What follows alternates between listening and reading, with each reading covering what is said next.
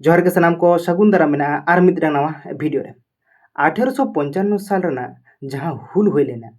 सिदु कानू चांद भैरव फुलो झानो तको नेतृत्व ते ओना हुल हुई रेना अडिगन कारण तहे कना और ओना को कारण मुदरे जतो खन जहां इम्पोर्टेंट किया ओना तीन अबु आलोचनाया ओना दु कना जमीदारी व्यवस्था मेनखान नवा जमीदारी व्यवस्था हे ना ओका खन उनको जमीदार को नवा क्षमता को नाम केदा ओका खन तो नवा वीडियो एतोब खन मुचे धाबी नेल तबन पे पूरा हिस्ट्री क्लियर गोदो ब्रिटिश ईस्ट इंडिया कोम्पानी जखन भारत दिसुम रेना बेसिर भाग जायगा रे को दखल केदा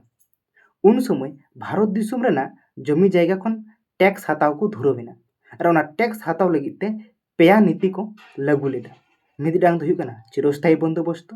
और मिटान दो महलवारी बंदोबस्त और मिटान दो हुई कना रायतवारी बंदोबस्त नवा रायतवारी बंदोबस्त दो 1820 साल रे लागू लेना और नवा रेन मालिक दो उन समय दो को दोहले को चासा हड़ को के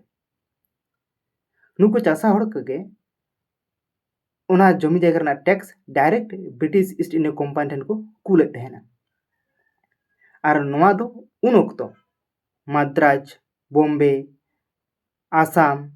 बर्मा नितो जहां अबो म्यांमार बन मेनेदा नवा इलाका करे लागू लेना नवा दो कना रायतवारी बंदोबस्त और मिटन दो कना महलवारी बंदोबस्त नवा दो 1822 साल रे लागू लेना और नवा टैक्स ना नियम दो कना जे मिदडांग आतु ओना टैक्स कलेक्ट कते ब्रिटिश ईस्ट इंडिया कंपनी ठन एम हुई कान थे कना माने ओना आतु रेन हड़ को चास पे चास कते आतु हड़ कलेक्ट कते ब्रिटिश ईस्ट इंडिया कंपनी एमा को पे नवा तहे कना महलवारी बंदोबस्त और नवा दो उन वक्त मध्य भारत से नवा पंजाब नवा इलाका करे लागू लेना और आबो को लगित उन समय जहां लागू लेना ओना दो कना चिरस्थायी बंदोबस्त और नवा दा अडी की इम्पोर्टेंट किया और नवा रे नाहाचार कचल रेना अडी गान सुजोग को नाम लेदा जमीदार को नवा जहां चिरस्थायी बंदोबस्त तहे कना नवा दो लागू लेदा लॉर्ड कॉर्नवालिस नितुम ते मिद ब्रिटिश गवर्नर नुई ब्रिटिश गवर्नर के पुइलु ना भारत दिसम रे सिविल सर्विस परीक्षा एतहब लेदा जहां सिविल सर्विस परीक्षा बनितु बन मेनेदा यूपीएससी डब्ल्यूबीसीएस नोनकना जहां परीक्षा को कना नवा दो नुई ब्रिटिश गवर्नर के लागू लेदा तो नुई मिदटांग व्यवस्था चालू लेदा ओना दु कना चिरस्थायी बंदोबस्त 1793 साल रे और नवा व्यवस्था अनुଯାयी मिदटांग जमी रेन मालिक दे दोहा के दिया जमीदार बुझे तो बन पे चासा को एटा हड़ चासा को चासा मेनखान ओनार मालिक दो के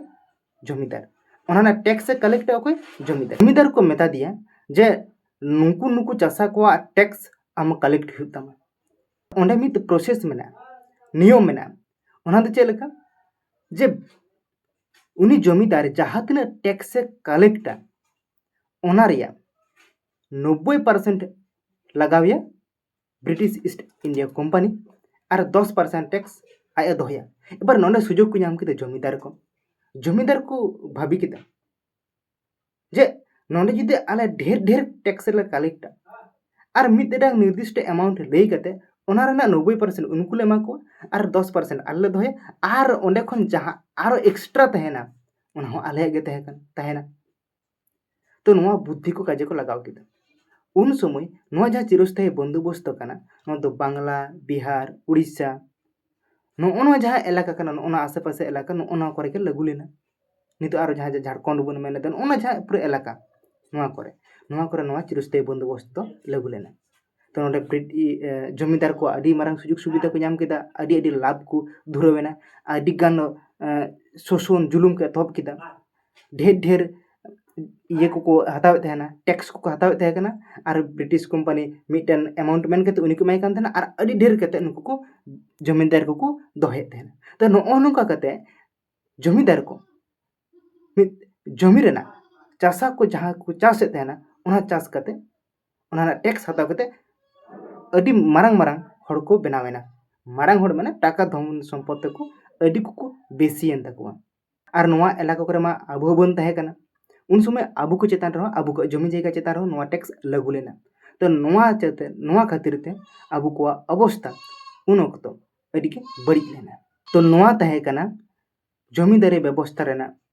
इतिहास से जहाँ नागाम बुन मेनेदा नौका कते जमींदार को क्षमता को नाम केदा। वीडियो चेक पे बुझाव केदा जुदि नोआ वीडियो इनफॉर्मेटिव पे बुझाव केदा तो नोआ वीडियो जास्ती को जास्ती शेयर तबन पे और हें नोआ चैनल सब्सक्राइब करते दोह का तबन पे नौकाना आरो वीडियो नोआ चैनल थ्रू ती अगुई तबना। मा तबे सनाम को जोहार के।